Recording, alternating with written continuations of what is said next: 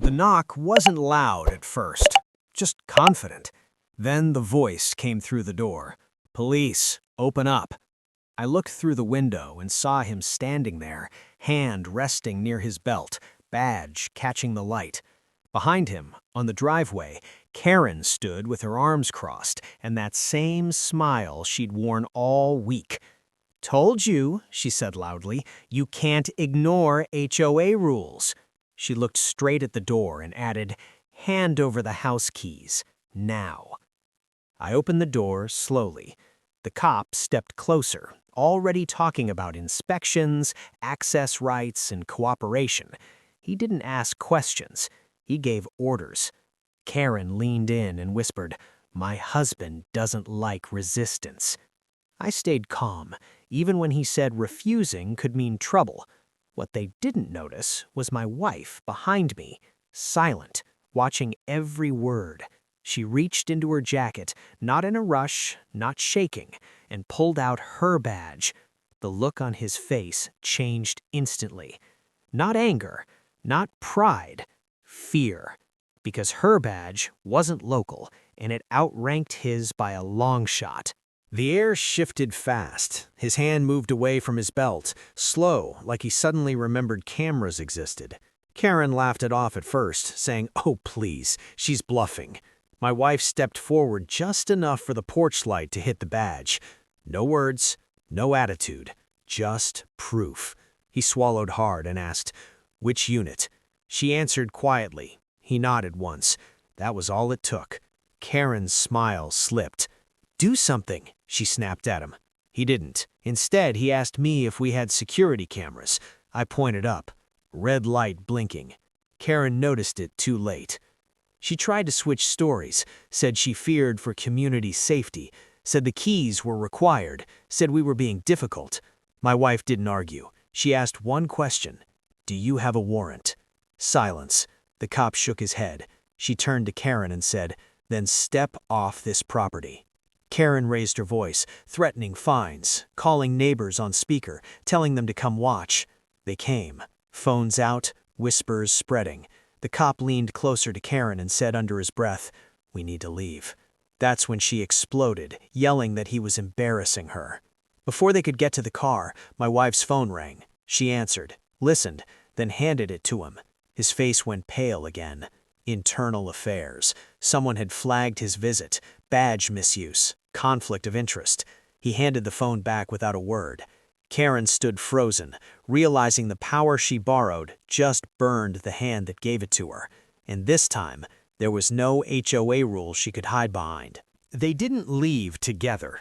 He walked ahead, shoulders tight, eyes on the ground. Karen followed, still arguing, still blaming me, blaming my wife, blaming everyone but herself. A neighbor filmed the whole thing from across the street. By morning, that video was everywhere in the community group. Comments exploded, people asking why a cop was doing HOA work, others saying this wasn't the first time she used him to scare residents. The story was moving faster than she could control it. That afternoon, 2 unmarked cars pulled up. Different officers, different tone. They asked to speak to my wife, respectfully. Karen watched from her porch, arms shaking now, not crossed. Statements were taken, footage collected. When they asked the cop husband to explain why he demanded house keys without a warrant, he had no answer that fit the law. He was placed on leave that same day. Karen screamed that we ruined her life. My wife looked at her and said calmly, "You did that the moment you sent him here."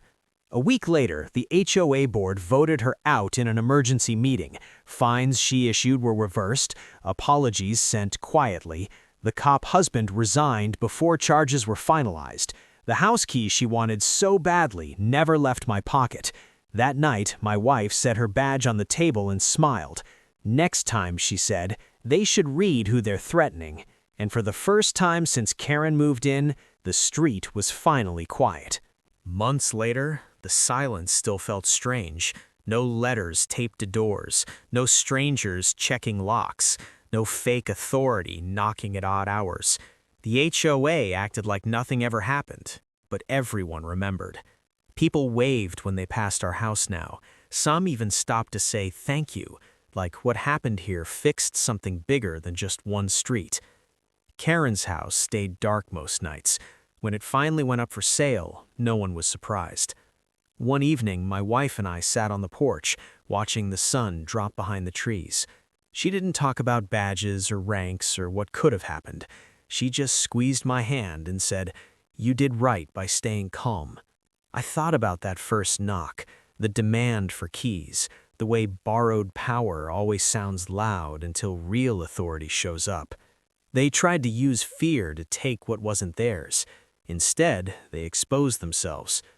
We never changed the locks. We didn't need to. The message was already clear.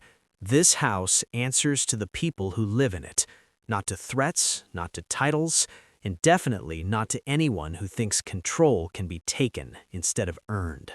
The last time her name came up, it was during a block meeting I didn't even attend. Someone said she was telling people she was misunderstood. Someone else laughed and said the footage didn't misunderstand anything. I never corrected them. I didn't need to. Truth doesn't need a speaker when it's already been seen. Life went back to normal. Kids played outside again. Doors stayed closed because people wanted them closed, not because someone demanded keys. My wife's badge went back in her drawer where it belonged, not as a threat, just as a reminder of how close borrowed power came to crossing a line it couldn't come back from. They tried to take my home using fear and a uniform. What stopped them wasn't shouting or force, it was knowing the law, standing still, and letting real authority speak when fake power got loud. And that's the part people remember. Not the Karen, not the threats, just the moment everything flipped, when the wrong door was knocked and the wrong badge was challenged.